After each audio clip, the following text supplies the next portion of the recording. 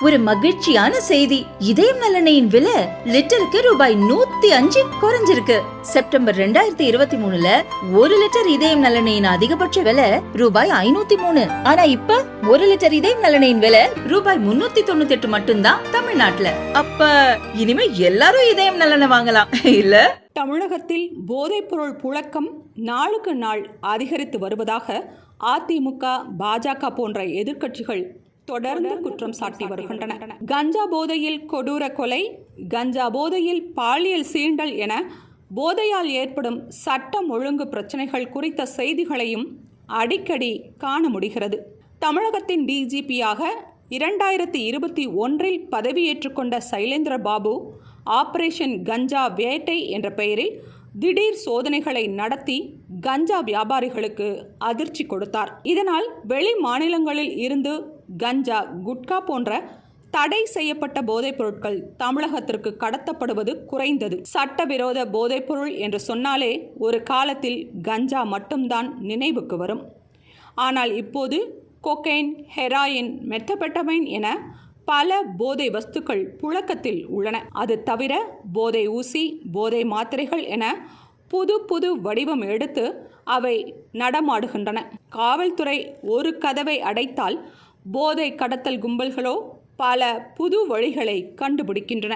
தமிழக காவல்துறையால் 2022 28,383 கிலோ கஞ்சா பறிமுதல் செய்யப்பட்டிருந்த நிலையில் 2024 அது 21,424 கிலோவாக குறைந்துள்ளது. அதே நேரத்தில் கடந்த 3 ஆண்டுகளில் போதை மாத்திரைகளின் புழக்கம் அதிகரித்துள்ளது.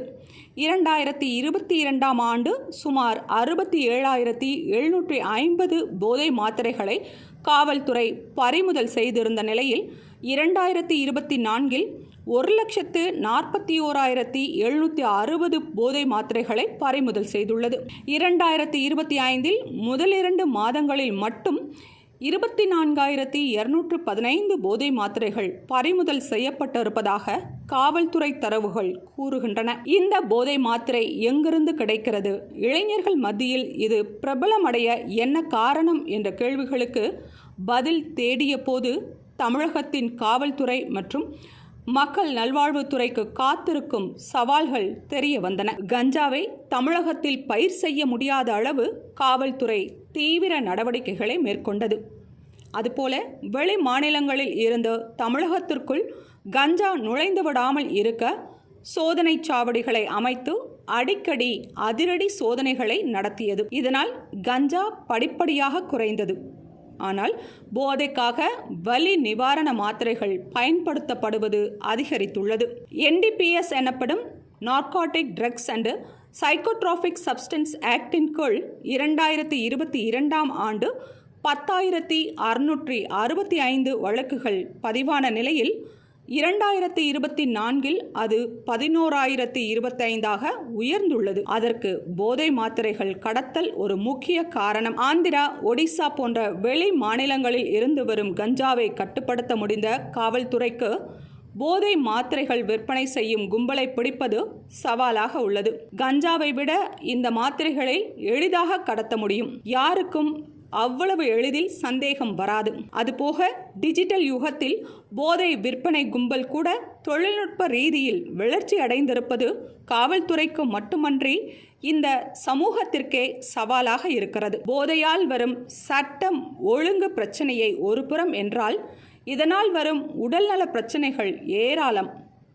இந்த மாத்திரைகளை பள்ளி கல்லூரி பருவத்தில் இருக்கும் 16 முதல் 25 வயதுள்ள இளைஞர்கள் பயன்படுத்துகிறார்கள் என்றும், அதிலும் சென்னை, கோவை, மதுரை போன்ற நகரங்களில்தான் அதன் புழக்கம் அதிகம் இருப்பதாகவும் காவல்துறை வட்டாரங்கள் கூறுகின்றன. இந்த மாத்திரைகளை பயன்படுத்துவதால் நரம்பு மண்டலம் பாதிக்கப்படும்.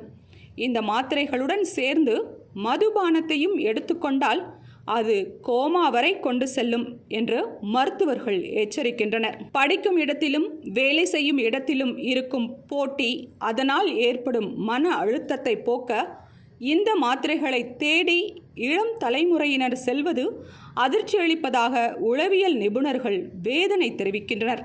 போதையின் பாதையில் சென்று இளம் தலைமுறை சீரழிவதை தடுக்க தனது இரும்பு கரத்தை பயன்படுத்தி போதையில்லா தமிழகத்தை முதல்வர் உருவாக்க வேண்டும் என்பது சாமானியர்களின் எதிர்பார்ப்பாக உள்ளது.